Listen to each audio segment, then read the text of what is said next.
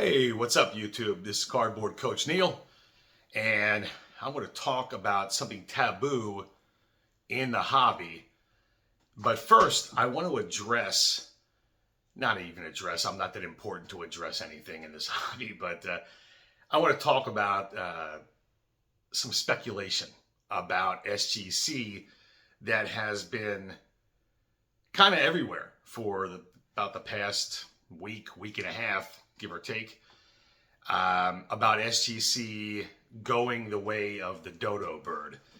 So there's been some speculation, I think it started on YouTube actually, about collectors just getting rid of the SGC brand.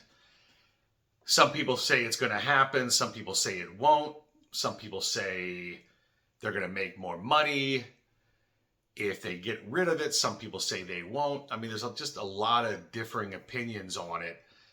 And I just find it interesting. It's just sheer speculation. And I've seen it on a number of YouTube videos, I guess, including this one. I'm not going to talk about it ad nauseum. And on some message boards. I know that on Net54, there's a thread going on about it. And some people, they have some well thought out responses. Some people are obviously getting offended or borderline heated, but whatever happens, I guess we're soon going to find out. But nothing was ever talked about or anything like that. Just sheer speculation. I think one guy had even said because there wasn't any job postings in Florida. Well, maybe because they're a smaller company and maybe they don't want to hire anyone because they might be moving PSA there. I mean, that's just speculation on my part. You just never know. Here's another speculating point. What if Collectors gets rid of PSA and SGC? Gets rid of both of them and just comes out with a brand new slab, brand new flip, call it Collectors or whatever they want to call it. Could happen. That's just my 2 cents on that. I don't have any skin in this game. I collect baseball cards, and most of my collection is ungraded.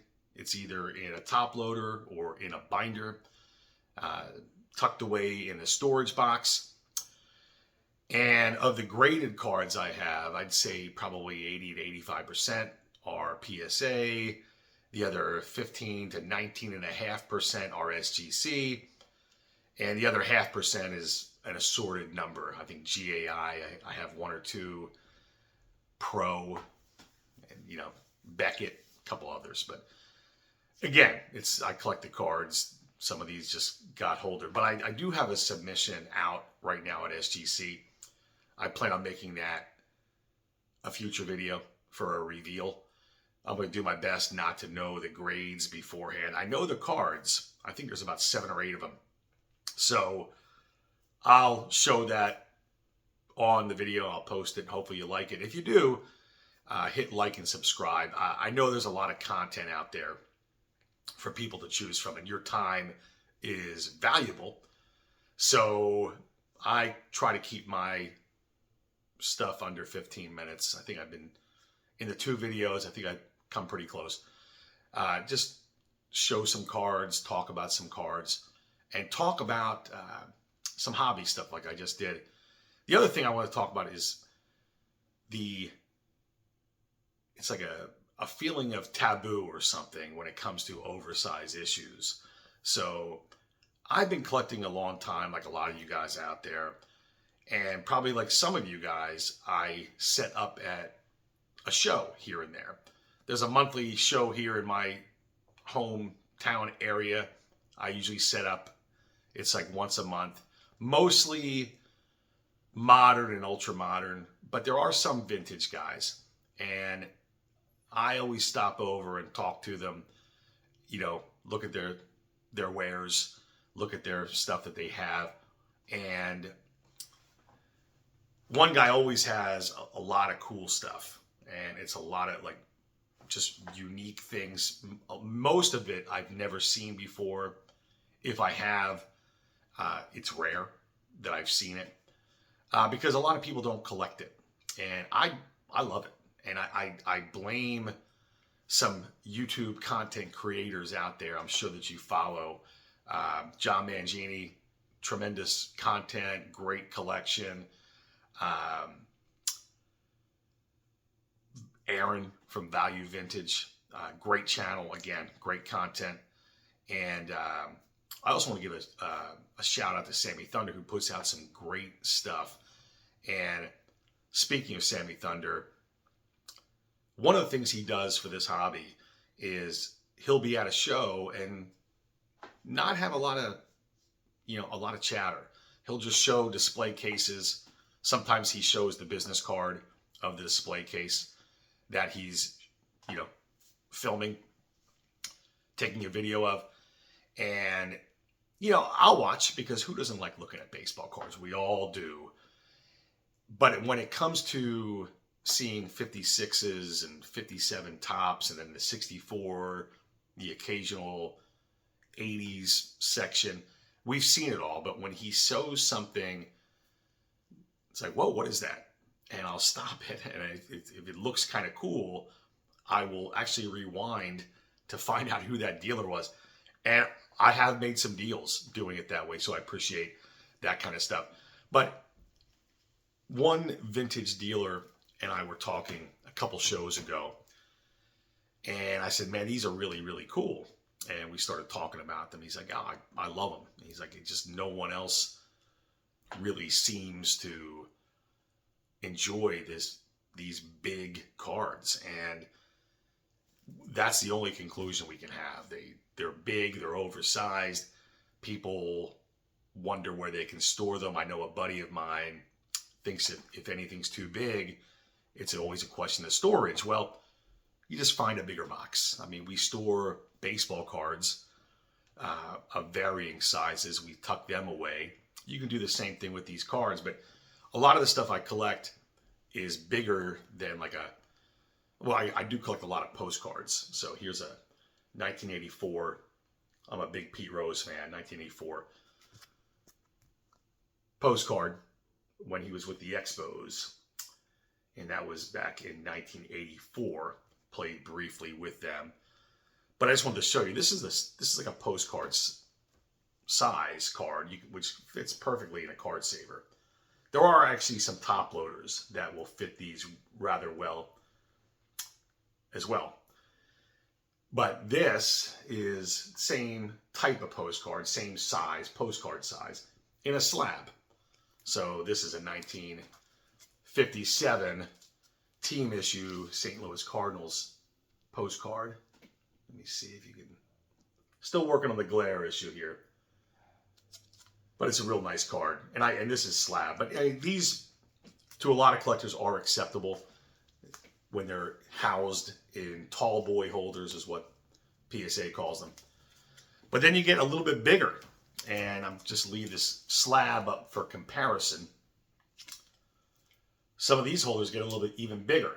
This, I call these like the T3 size holders. When they first came out, most of the cards you'd see in holders like this were the T3s. So as you can see, it gets much, much bigger than that. This is a great card, by the way. 1971 Ticketron, Willie Mays. So it's not really a postcard, but it's more of a schedule. On the back, it has all the Giants games and how you can get tickets. Obviously promoting Ticketron, but that's something you don't see every day. But just to give you an idea of size, so I was watching Aaron's channel, Value Vintage. It was, I don't know, a couple months ago. I don't know when. But he showed something that I thought was fantastic. I don't know if it was graded or not, but this just arrived. Now, this thing, this thing is big. I mean, I'm just going to kind of look at the size of this thing as compared to the giant holder. I mean, this thing is like a weapon. I mean, you could hurt someone with this thing. But it's obviously it's a much, much bigger slab. And And this is a 1954 All-Star photo pack of Ernie Banks. And I'm just a big Ernie Banks fan. I think he's underrated in the hobby, actually.